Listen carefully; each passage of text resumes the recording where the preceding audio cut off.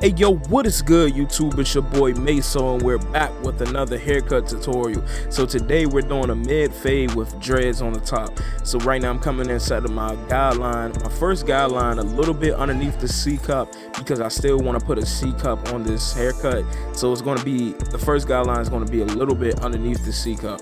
And right now I'm just going right underneath his occipital bone in the back of his head, and I'm just working my way around. We just going to work, man, just working. We using Babyliss FX gold trimmers, and I'm just putting them to work. I use them for balding, I use them for shaping up. Some people don't like to use the same clippers for balding and shaping up just due to the fact that you might dull out the blade. But me personally, I've been using the same clipper with the same blade for like 2 years. Well, actually like a year, but they haven't got dull, so you know, with proper cleaning and stuff, you should be good. Right now I have my wall seniors, and I'm coming up going with my lever fully open, and I'm going a complete inch, setting up my guideline. So this is really like a stretch blend, but it is a mid fade, so I'm really kind of trying to stretch it out. I don't really like short blends, I'm not a fan of them, so I just like to stretch out all my haircuts. Like whatever blends I use, I like to make sure it has a start and an end. And I like it to look real smooth. That's just something I'm into. I just like my haircuts to look real smooth and sharp. And you're gonna see why this haircut is such an important one to watch to the end, because we're attacking a tricky hairline. A lot of people have a hairline just like this. And you're gonna see what I'm talking about later on once we get to that part. But if you're watching this, make sure you like the video, make sure you comment, make sure you share, make sure you subscribe, all that good stuff, man. This is a great haircut. It's good blending on here, different techniques, good shape up, balance and symmetry, all that good stuff. So make sure y'all check this out to the end. So right now I'm coming in with my #1 guard fully closed, and I'm going with the grain to knock down the bulk. So where the dreads is disconnected from the hair, where the fade is going to be, that's where I'll come in and take the hair down. I don't attack the front lineup yet in terms of taking the hair down in the front lineup, but we're going to get to that. So right now I'm just cleaning up my line. So after I come in with my #1 closed, I go in with my #1 fully open, and I'm basically going up to that line, but not all the way up to that line because I don't want to create an extra hard line for me to fade out. So right now I'm just going up, and I'm just working my way down from my lever open to my lever closed, trying to attack that line. And as you can see, the line is kind of already being taken out in terms of where I put my lever open at. But as you can see, it's starting to fade out, and gradually as we move down with our guards, so you're going to see it, you know, start fading out. And I've been cutting this client for about this is like my friend from high school. This is like one of the first people I cut. So I've been cutting him for like just about, I want to say about 3 years, 3-4 years now. At first he wasn't, well, first of all, his mom was not letting me cut his hair like at all. So it was a process to, you know, let her start letting me cut his hair. He used to have to like low-key sneak to let me cut his hair. It was crazy. But you know, as time went on, as I progressed and stuff, you know, it just became more normal. So right now I'm coming in with my lever fully closed, and I'm just going up, and I'm just using the corners of my blade to kind of get into those tight spots where it's hard to blend, but it's not too hard to, you know what I'm saying, like those tight spots where you got to use the corner of your blade because you're not trying to knock down a lot of bulk, but you're just trying to fade. So right now I'm just coming in, I'm going open and close. I'm working with what I see. That's the thing, you want to be able to navigate through the haircut and understand different lengths of hair, different densities, all this type of stuff, and so you can use different techniques to kind of achieve the look you're looking for. And so right now I'm coming with my lever fully closed, doing the same steps. I'm just doing a whole lot of lever play. As I move up, I'm opening up my lever. As I move down, I'm closing my lever. So right now I put on my 1/16 guard, which is the wall guard, which is the same thing as the 0 guard for Anders. And I'm going with my lever fully open, attacking that last line that you see that's making the fade not complete. And I'm just attacking that lever open. Then I'm going lever fully closed. I'm using clipper over comb so I don't have to put back on the #1 guard, and I'm just working my way. And another key about the comb is the same thing as the guard. If you're using a comb like how I'm using, this is like a carbon comb, and it's kind of like a wide tooth and a very small, it's the distance between it. I can't even think of the word, but you know, the wide tooth comb and the small tooth comb. But I'm just using that. I'm using different sides. So when I work with more bulk, I like to use my wide tube side. And then when I'm working with less bulk, I like to flip the comb around. Like when it's more detailed, I like to flip the comb around to where it's like a tight, you know what I'm saying, where you can pull the hair more. I forgot what it's called, but where you can pull the hair more. And I just use that to get more tighter blends. And so you got to understand your tools and, you know, what you're using and stuff like that. And get it down to a point where you're mastering it. And so right now I'm coming in with my Andis Masters, and as you can see, I'm just working lever play to take out this bottom guideline. I like to start with my lever fully closed, and I work up halfway, and then I go fully open. And sometimes I like to work my way down. It all depends, you know what I'm saying? It just depends on how the hair is. But really in this barbering game, it's just a bunch of finesse. You just gotta understand touch. You gotta understand, you know, shadows, gradients, all that type of stuff, just to fully understand how a blend is supposed to look. It's supposed to go from light to dark, so that's how it should look. And I switched out from the Andis Masters. This is gonna make me work too hard because they're not fully zero gap, so it's gonna be a little harder to take out that line. So I like to just come in with my magic clips, fully close, and attack that bottom line and just work my way up. And as you can see, this blend is coming fully together. Like, this blend is looking crazy, man. Like, this stuff is wild. Like, when I first started cutting hair, I'm nowhere near I want to be, but when I first started, man, it was like so hard to get a blend like this. And it's because I didn't have any consistency in how I was cutting. I didn't understand my tools properly. I wasn't taking my time. I was skipping steps. You know what I'm saying? I was just all over the place. So once you find a good system, it's going to help out a lot, you know what I'm saying, to get a consistent fade. So once you figure out a good system, that's all it takes to get a consistent haircut. And so right now, this technique I'm using is called clipper over comb, and it eliminates a lot of wasted time of going back and forth between guards. And you just kind of using your comb and pulling the hair out and holding the comb at an angle, and you're just going in with your clipper and just taking out the little detail, like the little bulk, the little dark spots that you might see. And this is a great way to detail. Like, this is the easiest way to detail. You want to make sure you're being careful placing the clipper on top of the comb and not underneath the comb, because you're going to cut off more hair. So just make sure you understand the angles of your comb when you're using it. And never lay the comb flat to the skin unless you're trying to cut it real close. You know what I'm saying? Always start off away from the skin and then work your way down to the skin. You know what I'm saying? And so as you can see, I'm just doing doing like a lot of detailed work using the corners of my guards and my blades. So I'm just going back and retouching spots that was kind of messed up. Like, I'm seeing bulk at the top of the line, so I'm coming in with my 1.5 fully closed, and I'm just going against the grain to kind of even it all out. And this blend is like super crazy, you know what I'm saying? Like, this is one of those haircuts, man. It's just on point. It kind of reminds me of the haircut that DDG has. I don't know if y'all know who DDG is, but it kind of reminds me of that haircut. And shout out to my man Zach, man. I posted this video that we did a long time on my TikTok. It's my TikTok is Luke Mason 00. So if y'all want to follow me on there, you can find me on there. And posted a video, man. We got like, I want to say we got like 40,000 views on it, and that was the first video I ever posted on TikTok, and it low-key like went fake viral. So shout out to my man Zach, man. So right now we're just combing out the top line, and now I'm gonna come in with my lever fully open.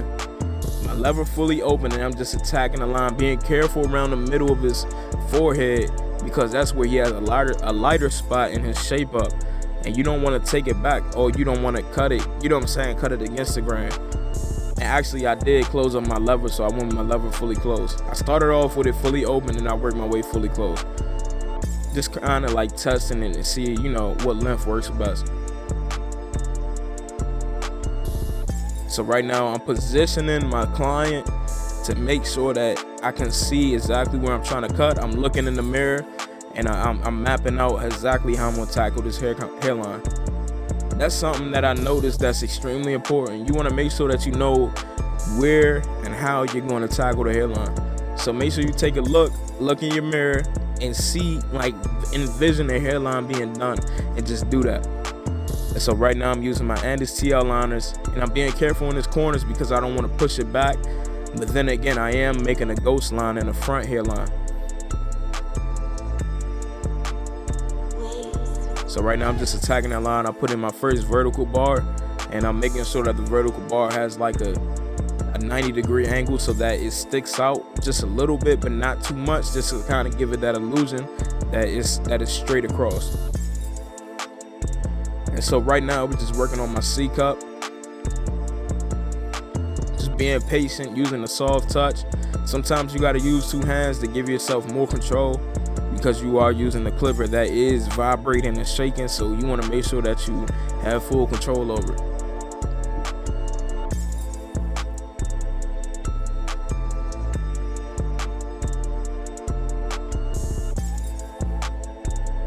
And so I switched the position that I was standing in due to me recording the video, so I just moved to an angle where I could see the hairline straight up, and I'm just attacking it like that.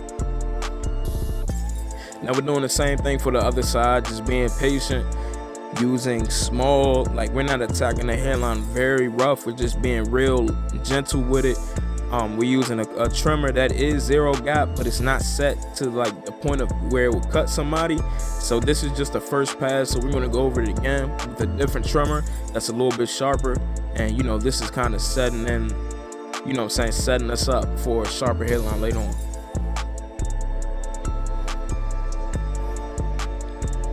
So if you see me moving the chair, stop shaping up, and I'm moving the chair into the center, that's because I'm looking at the shape up in the mirror. I'm making sure that whatever's in the mirror is not going to lie to me. So I'm making sure, you know what I'm saying, it's all even. So right now we're coming back with our Babeless Gold FX trimmers, and these are my hitters.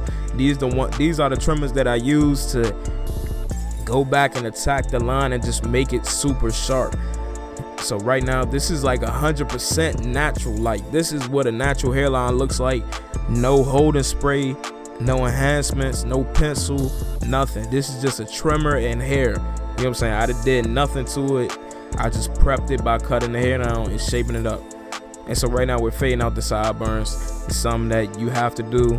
It just makes the haircut look way better unless the client doesn't ask for it. And once you put in the hairline, once you put in the shape up, my bad, you'll be able to see a lot of dark spots in your face. So you just want to go back and attack them and make sure that all the dark spots are out.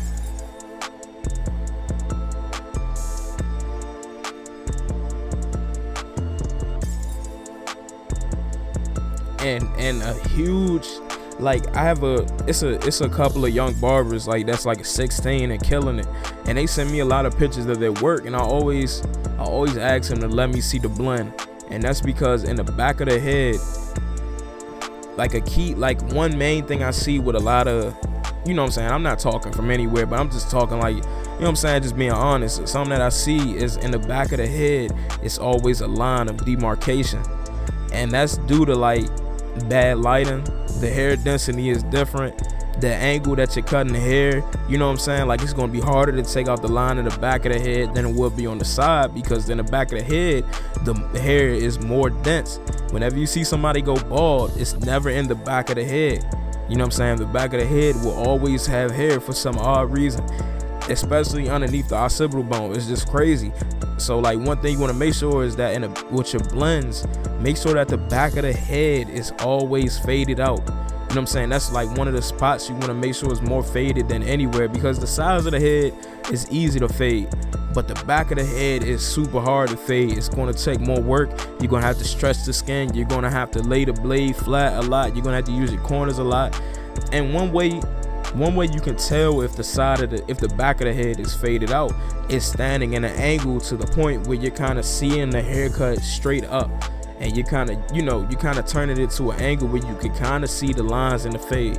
So you want to make sure you understanding the angles, you're moving your chair properly, you're using your mirror. If you don't have a mirror, use your camera, take a picture and go back and look at it, and while the client is still in the chair, and you'll be able to see all the lines that you have in there, and you'll be able to attack them and get them out. And so like this is as good as a natural hairline is going to get. I'm talking like, y'all, I literally use nothing but a clipper and a razor. You know what I'm saying? No spray, no white line, nothing. You know what I'm saying? And I like that stuff, but I like to challenge myself to make sure I still understand how to cut hair. You know what I'm saying? Cutting hair is important. All the other stuff is extra stuff, but cutting the hair is important. That's what's gonna make the hairline last. That's what's gonna make your haircut last. It's gonna give you a satisfied client. All clients don't like enhancements, you know what I'm saying? Some people don't, and you gotta ask that before you use them. So right now I'm coming in with my razor. This is a feather razor. Well, it's actually a feather razor holder. I'm using a Dorco blades that you can get from anywhere. And yeah, man, I love this razor, man. Like, I recommend it to all barbers. Get this razor. It's gonna step up your razor game crazy. It's a plus because when you use it, you hear that crunch sound of a razor, like the scratching, you know what I'm saying, that you hear from a razor, and the clients love that. It's gonna take you to another level of professionalism. First of all, when they see you assembling the blade and the razor, you already won. You know what I'm saying? Like, that solidifies your professionalism as a barber. Or you just know what you're doing. You know what I'm saying? You look professional doing that. So right now we're just combing down the hair and making sure we're getting any loose hair or any strands or any strayaways that might come across the hairline. Like I said, this is a super tricky hairline. Like, I'm still looking at it right now, and I'm looking at different ways I can attack it differently. But I'm just making sure when I was looking in the mirror, it's as best as I can get it without pushing it back. Because he did experience a terrible pushback one time, and you know what I'm saying, it's a road to recovery. So we just making sure that we're not pushing them back at all. You know what I'm saying? Pushback PTSD is real, man. People go through that a lot. Like a whole lot. Pushback PTSD is real. So be careful with the clients. Don't push nobody back, man, unless they ask for it. All right, so right now we're just attacking a fade. As you can see, I keep going back to the fade after I shape up. It's like a process that I do. It's just exposing a lot of dark spots. And as you can see, man, this fade is daggone near flawless. You know, it takes a lot of work. As you can see, I'm attacking the back of the head again because I saw lines. You know what I'm saying? I saw lines. You want to make sure you want to go back and attack and get out any lines that you see. You're a professional, so make sure everything that you do is professional.